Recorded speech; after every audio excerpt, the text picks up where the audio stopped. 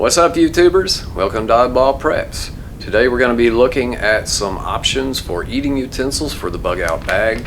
I got some faves, I got some not so faves, so stick around and watch for notifications later on the Amazon $100 gift card giveaway. So let's go. So what I have here are a few examples of 3 different feeding approaches. Group 1 is the techie spork, including this one, not technically a spork, it just gets to be in that group. Group 2 is your hobo knife. Group 3 is cutlery.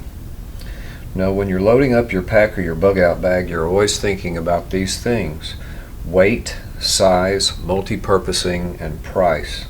And with these specific tools, other considerations would be ergonomics and construction, and does it actually work in the field? So starting with the hobo knife, let's look at a 2,000-year-old model. This is a Roman knife with just about everything you can think of attached to it. This is the original Swiss knife. This next image is an 18th century hobo knife with simply knife and fork. And this really hasn't changed a whole lot in 2,000 years. So of the 3 hobo knives I have here, they all have different size spoons. Forks are all different sizes. The knives are different sizes. They each have a corkscrew and a can opener and a bottle opener. And number 5 here is probably the best because it actually breaks into 2 sections. It's supposed to. And you can eat fork to knife a little more civilized than you might otherwise. I broke this thing on a trip and I'm still using it. Number 6, I'm not going to try to pull these out and insert them because this spoon is so tight in here. Very small implements. Decent sized blade, but again you have a fork attached to one end and a knife on the other. And the same thing with this particular model. I like the look of this. It looks very ergonomic, but unfortunately it works for a lefty a little better than a righty. The spoon is just so the spoon is so big it makes it difficult to hold on to when you're trying to use the fork. You know, I still like the look. Still like the look. Feels good. So those are the hobo knives. The cutlery is just simply straight up either camping cutlery, which usually has a hole poked in it, some kind of attachment device.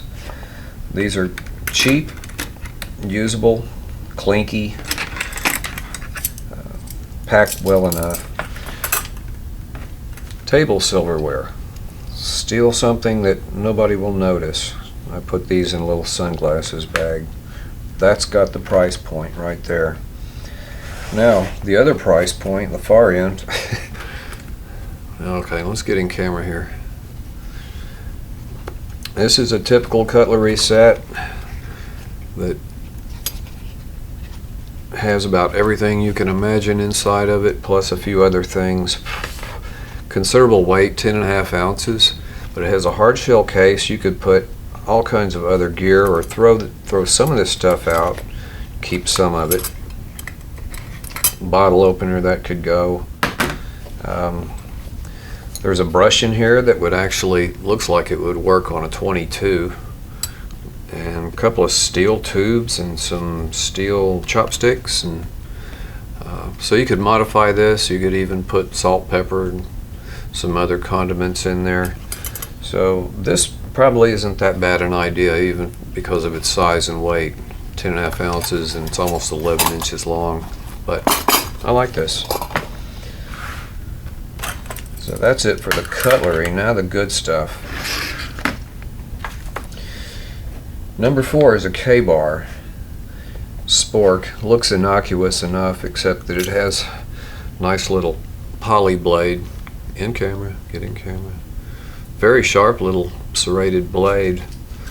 So think covert. It's not a huge tool. No weight to it at all.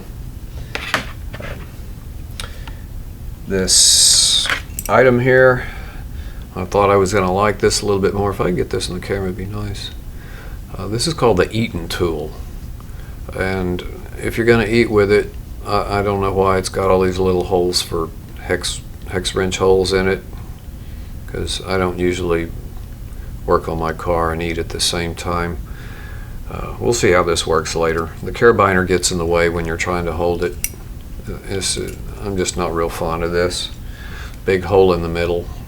I think that's for the weight, but it's hard to hold on to. This thing's great. I thought this was going to be such a loser. Okay, it's big. Back up. About 11 inches or so. Excuse me. Called the morsel. Obviously they've got some branding behind them. It says fork it, spoon it, scrape it. It works as a spatula, a spoon, a fork, and what's really great about it is this tip, this corner, fits into those bags of Mountain House and other kinds of food that are so deep you stick your hand down there and get all gummed up. The fork has serrated edges on the side, and so you could actually cut meat with that thing. It will, I guess. And I found it makes a great back scratcher too. I may have to edit that part out. And number one is a cool little survival item. Obviously got the spork thing going on, but it has an emergency whistle as a handle. And I don't even want to blow it because it's as loud as it can be, and somebody will come rescue me or not. Take the handle off. The tool itself has from the tip there's a screwdriver tip, a little wedge tip to this thing. I don't know if I can get that up there or not. There's a flat tip and then a pretty decent little blade. This is supposedly a fish scaler. I don't know, good luck. And the holes in the handle are for lashing this and making a harpoon as if you're ever going to spear a fish, because we've seen how that goes in the movies. People just end up getting mad, going hungry all night long. So that's those. The good, the bad, and the ugly.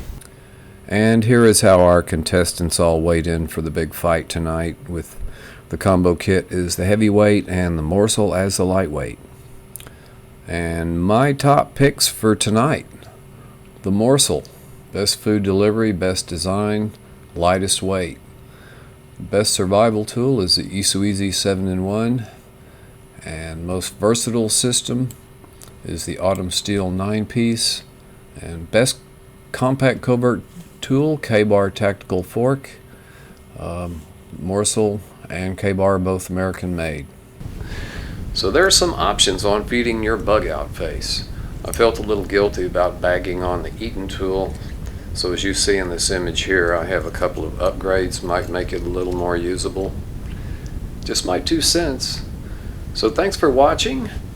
Like, sub, share, hit the bell for notifications on the Amazon $100 gift card giveaway at the end of the month. 2 $50 cards shipped out in 2 days. Whoopee. So thanks for watching, and always remember to think outside the bag. See ya.